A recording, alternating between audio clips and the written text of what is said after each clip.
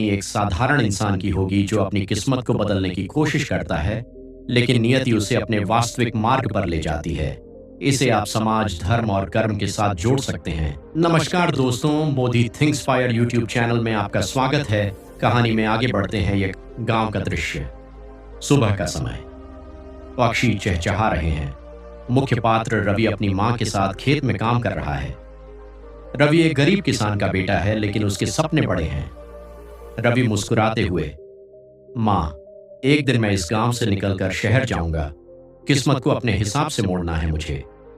माँ, बेटा, मेहनत से सब कुछ मिलता है, और जो नियति ने तय किया है वो भी कभी नहीं बदलता। रवि, नियति, ये सब पुरानी बातें हैं माँ। मैं अपनी तकदीर खुद लिखूंगा।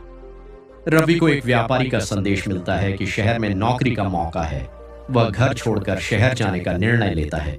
माँ उसे रोकने की कोशिश करती है। माँ चिंतित, रवि, ये शहर का सपना तुझे मुश्किलों में डाल देगा। अपनी जड़ों को मत भूल। रवि, माँ, अगर मैं डर गया तो कभी आगे नहीं बढ़ पाऊंगा। मुझे मेरी किस्मत बनानी है। शहर में रवि को कठिनाइयों का सामना करना पड़ता है। वह कई जगहों पर नौकरी के लिए प्रयास करता है, लेकिन असफल रहता है। उसके सारे पैसे खत्म हो जाते हैं। रवि आत्ममंथन करते हुए, शायद माँ सही कहती थी। किस्मत को बदलना इतना आसान नहीं, पर मैं हार नहीं मानूंगा। रवि एक दिन सड़क पर बैठे एक बुजुर्ग से मिलता है, जो उसे जीवन और नियति का असली मतलब सिखाते हैं। बुजुर्ग, बेटा, भाग्य और मेहनत एक ही सिक्के के दो पहलू हैं। भाग्य तेरा मार्ग तय करता है, और मेहनत तुझे उस मार्ग पर चलने की ताकत देती है। रवि, तो क्या मैं कुछ नहीं बदल सकता? बुजुर्ग, नहीं बेटा, जो तेरा है वो तुझ तक आएगा। बस अपने कर्म पर विश्वास रख। रवि को एहसास होता है कि उसकी असली जगह गांव में है।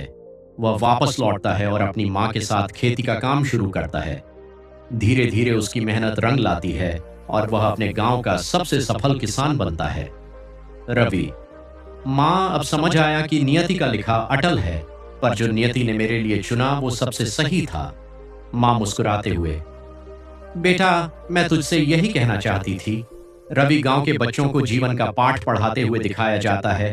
रवि एक सुनसान रास्ते पर चलते हुए एक साधु से मिलता है। वह साधु उसे जीवन और नियति की गहरी बातें सिखाते हैं। साधु, तू अपनी किस्मत से लड़ने निकला है, पर भाग्य से लड़ाई करने वाला हमेशा हारता है।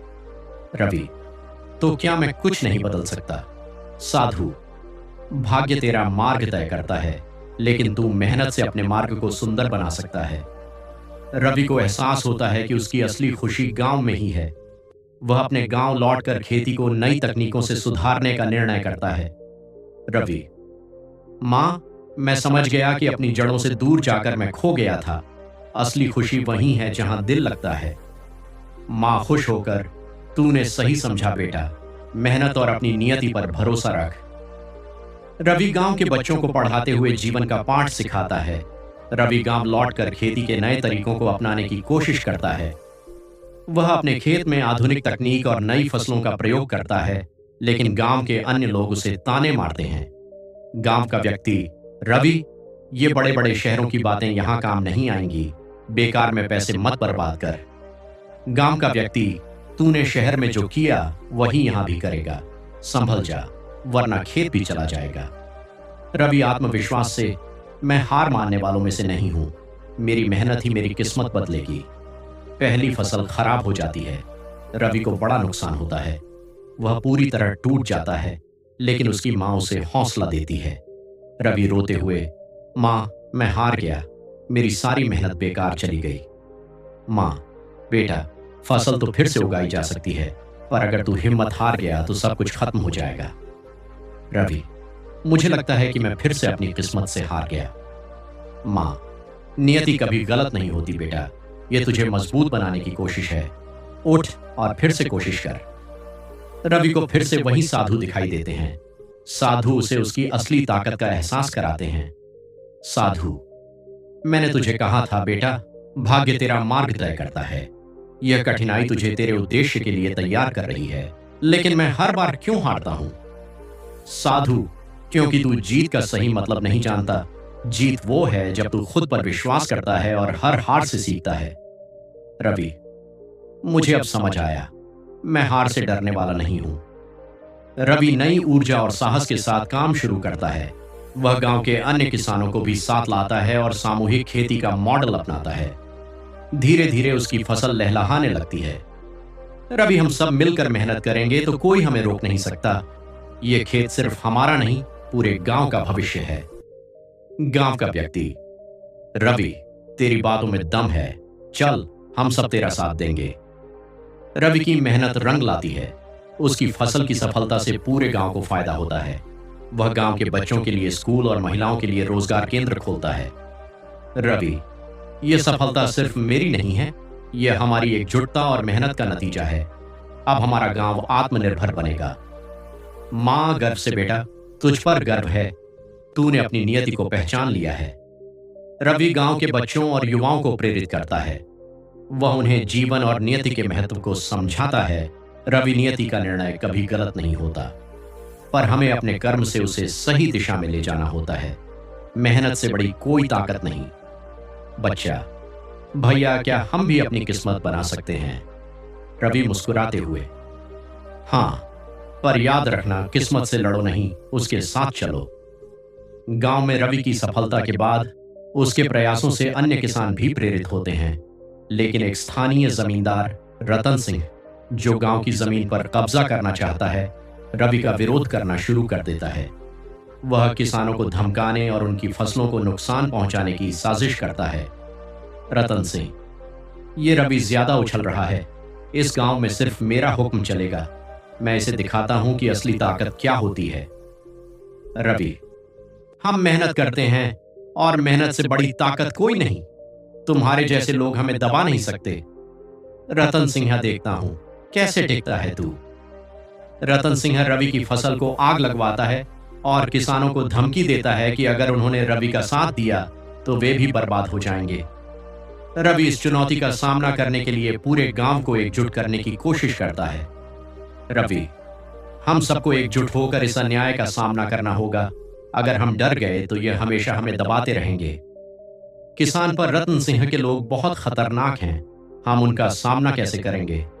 रवि: हम मेहनत और एकता से हर चुनौती को हरा सकते हैं। यह हमारी जमीन है और हम इसे किसी को नहीं देंगे। रवि गांव के बुजुर्गों और युवाओं को एक साथ लाता है।